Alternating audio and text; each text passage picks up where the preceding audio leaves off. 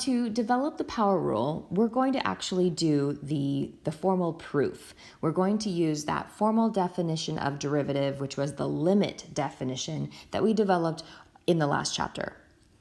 So let's begin by letting our function f of x be x raised to the power of n. Now, going back to our formal definition of derivative, and this is the limit definition of the derivative. Let's write what that will be for this particular function. So that formal limit definition says that the derivative of a function, f prime, can be found by computing the limit as h approaches 0 of f of x plus h minus f of x all divided by h. That's the limit of the difference quotient. But let's go ahead and evaluate that for our particular function here, our function which is x raised to the n power.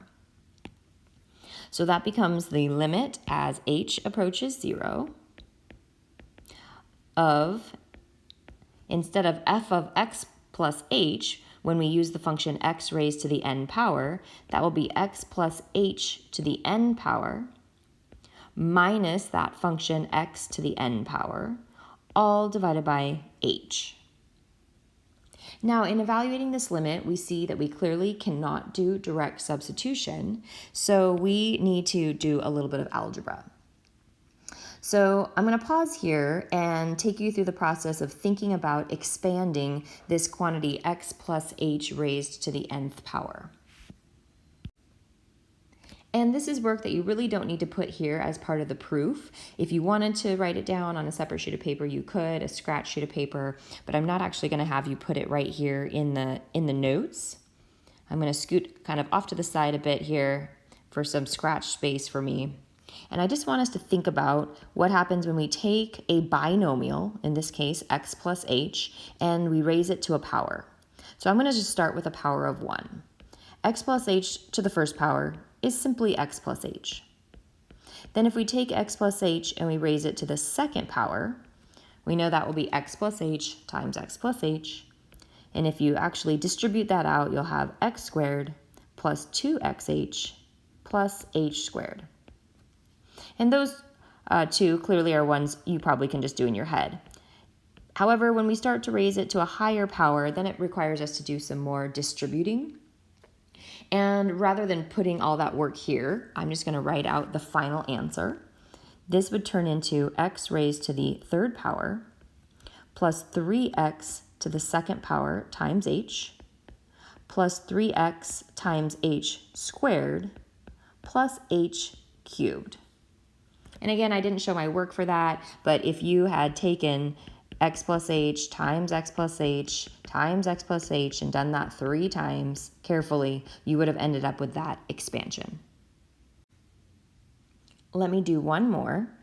X plus h raised to the fourth power, if you distributed that binomial, you would end up with x to the fourth power plus 4x to the third power times h plus 6x to the second power times h squared plus 4x h to the third power plus h to the fourth power.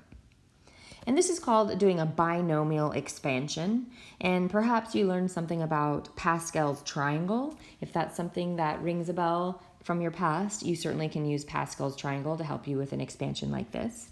But I'm just showing it so you can start to see the patterns that come through when we're taking a quantity, a binomial, and raising it to a power. So the first thing I want you to notice is that the very first term, in this case x to the fourth power, that first term is the first term in the binomial raised to the power. So when we did x plus h cubed, the first term was x to the third power. And you'll notice that also corresponds with the last term. The last term is h raised to the power that we are raising it to. So in our binomial expansion that we're going to do in this proof, in the proof we're trying to do x plus h to the n power. So we're basically saying if we were to do this expansion, our first term would be x to the n power, and we know the last term would be h to the n power. Now let's move on and look at the second term. The second term in the expansion, you'll notice that the coefficient happens to match the original exponent. Look at the second term in the previous one. The coefficient was a 3, and that matched the original exponent that we were raising the x plus h to. And then we have the x term next, and you'll notice that the exponent decreased by 1. And then we have an h, and the h is raised to the first power. So going to our expansion here then, our coefficient will be the original exponent, and the original exponent was n. Then we have x raised to 1 power less, so that would be n minus 1. And then we get that h that's raised to the first power. So my second term would be n times x raised to the n minus 1 power times h. Now for these next terms, I'm not actually going to write out any formulas for those. I'm just going to kind of write ... because we're going to have a bunch of terms depending on what the original exponent is. But you certainly can look at the second to last term. So let's do that one next. If I look at this second to last term here, we can identify some patterns. Again, notice the coefficient here was a 4, and that was the original exponent. If I look at the previous one, the second to last term also has a coefficient of 3, which was the original exponent. Then we have x raised to the first power, and then we have h raised to the second power. And again, that was 1 power less than the original exponent. Look at the next computation down. We have x to the first power, and this time we have h to the third power, which again was 1 power less than that original exponent. So if we try to generalize here, we're going to still have a coefficient, which was the original exponent, so that would be n. Then we're going to have x raised to the first power, and then we'll have h raised to 1 power less than the original, so that would be n minus 1. And that's going to be the second to last term in this expansion. So we're just focusing on the first term and the second term, and then the second to last term and the last term. And looking at what would that look like when I raise x plus h to a power. So let's take that information and go back to our proof, and we can put that in here. So continuing on, we've got the limit as h approaches 0. And now let's take that expansion that we just did. We said that this x plus h to the nth power, the first term would be x raised to the nth power. The second term would have a coefficient of n. Then the exponent would be 1 less for x. And then we would gain the h. Really, it's h to the first power. And then there will be some additional terms in here. So I'll just say ... Then my second to last term will also have a coefficient of n. It will have x raised to the first power, and then h raised to the n minus 1 power. And then the very last term in that expansion will be h raised to the n power.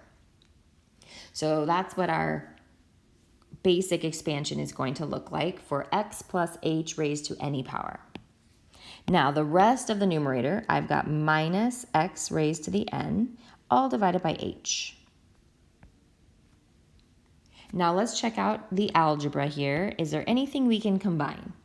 And hopefully you can see that we have an x to the n that will subtract out with this x to the n. So the first and the last will subtract out. Now, look at what remains. Every single term here, this has an h in it. The second to last term has an h in it. The last term has an h. And indeed, every middle term here, even though we didn't list them, every one of those terms would have an h in it. So we can essentially factor out an h from all remaining terms. So that will give us the limit as h approaches 0. I'm going to factor out an h from all of these terms that I have in the numerator, which is going to be a great thing because then if I can factor out the h, I'll be able to divide out the h that's in the denominator. So let's factor out an h. We'll be left with n times x raised to the n minus 1 power. Then I'm just going to write dot, dot, dot for all of these terms in between here that would all have an h in them. Then looking at this second to last term, this n times x raised to the n times x times h raised to the n minus 1. If you factor out an h from that, you'll end up with n times x times h raised to the n minus 2 power. And then the very last term, which is h raised to the n power, if we factor out an h from that, we'll end up with h raised to the n minus 1 power less, since we're factoring out an h. So we can now divide out these h terms, and now we're to a place where we can evaluate the limit. The limit as h approaches 0, we have n times x raised to the n minus 1. Then we have a bunch of terms here in the dot, dot, dot, and they all contain an h, plus n times x times h to the n minus 2, plus h to the n minus 1. Whew, I know that's a lot. But direct substitution is ultimately the goal, and we're now to a place where we can do direct substitution. Look at all the terms that contain an h.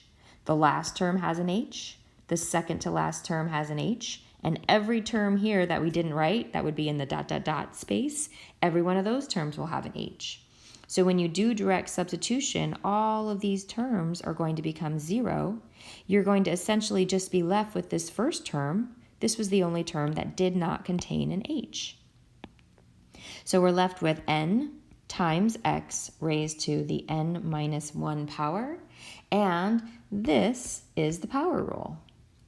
This is what allows us to take the derivative of a function in the form of x raised to the power of n. And we kind of developed this earlier. We see that the coefficient is the original exponent, and then we subtract 1 from the exponent to get the derivative.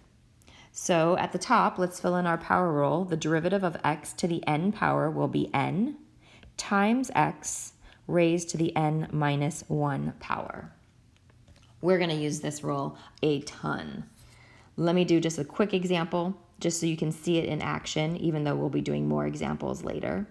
If I were to ask you for the derivative of x to the 4th power, now, rather than doing the limit definition, the formal definition of derivative, we can use this nice rule for the power rule. So the exponent becomes my coefficient, so the 4 comes in front, and then we will subtract 1 from the power. So the derivative of x to the 4th is simply 4x to the 3rd power.